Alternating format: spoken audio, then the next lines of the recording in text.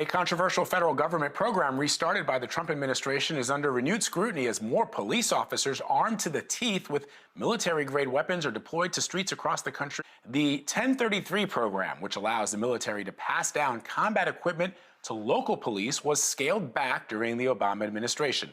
But President Trump signed an executive order to fully revive it. Critics are now calling again for a review of 1033 after reports of excessive violence by cops at protests across the country. What is the 1033 program?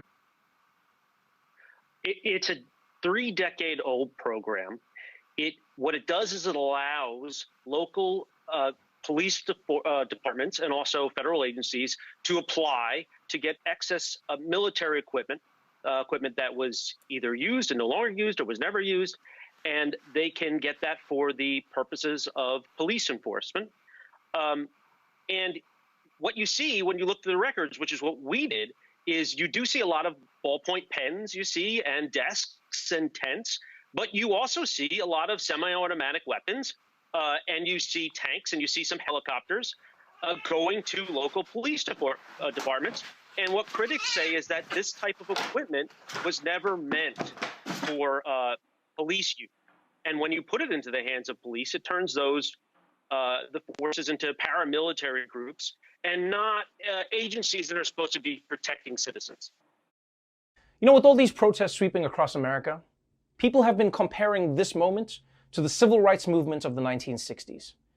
And much like the 1960s, law enforcement officers have met these calls to end police brutality with even more police brutality. Across the country, peaceful protests have too often devolved into standoffs with heavily armed police using military-style tactics.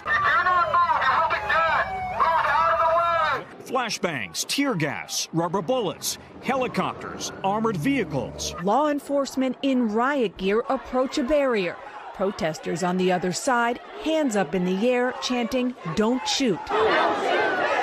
But that's exactly what they did, shooting tear gas and rubber bullets. The threat of terrorism after 9/11 convinced many departments to stock up.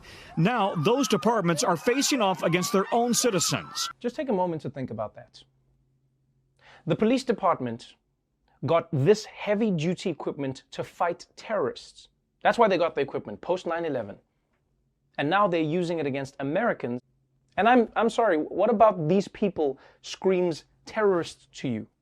Like, maybe I've forgotten my history, but I don't remember the part where Al-Qaeda attacked America with cardboard signs. But the question I have to you is, along with the military equipment, was training provided for these local police departments who found themselves with an armored vehicle? There is no training required with this program, right? So the federal agency that runs it, they approve each grant. So that they say is they police it. They look to see whether the police department has the ability to train its officers. But once the equipment is transferred from the military to the local police departments, they wash their hands of it. It is up to the police departments to train their own people. And there are some programs that are transferred through this program, training programs that the military didn't use, but generally they get this equipment. And one of the ones we saw was a town, Patterson in Georgia. It's a population of 700, and they got $1 million combat training unit. So, you know, I guess that's training, but what are we training them for? Mm-hmm. You know, that's the question that I have. Why do the police departments even need this stuff? The studies that have looked at this show, and interesting, one study I read said the scientists said, you know, we don't usually see a causal relationship. We usually see some things we can call correlations, but we don't usually see a causal relationship. But in this instance, with the 1033 program, we do. We see that police departments who participate in this program end up being more violent.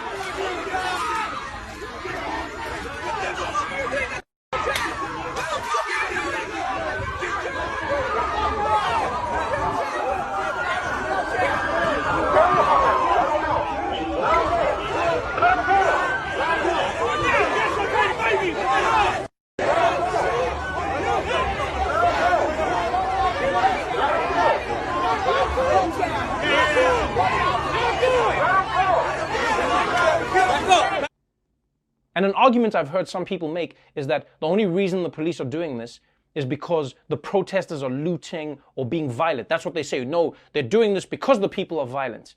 But as happens so often, the police's story never matches the actual footage. Because for the past week, the internet has been full of videos of police officers attacking protesters with no provocation whatsoever. Caught on camera from coast to coast, alleged excessive force by police officers. Attacks against protesters who are demonstrating against police brutality. In New York, police drove a vehicle into a crowd of people protesting there.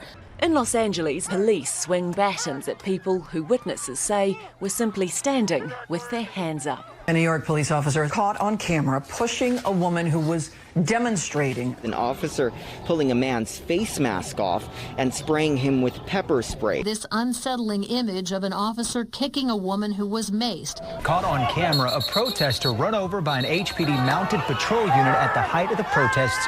We as black people deal with this every day. Black and brown people are treated brutally every day. And something I think people need to understand about the police is that in a way, they have the same code that a gang does. In that above all, you are loyal to your crew. That is a culture that is within every police department. And that's the heart of this issue. If good police are willing to look the other way or even join in when the bad police abuse their powers, you can make new rules and regulations all you want, but it won't matter.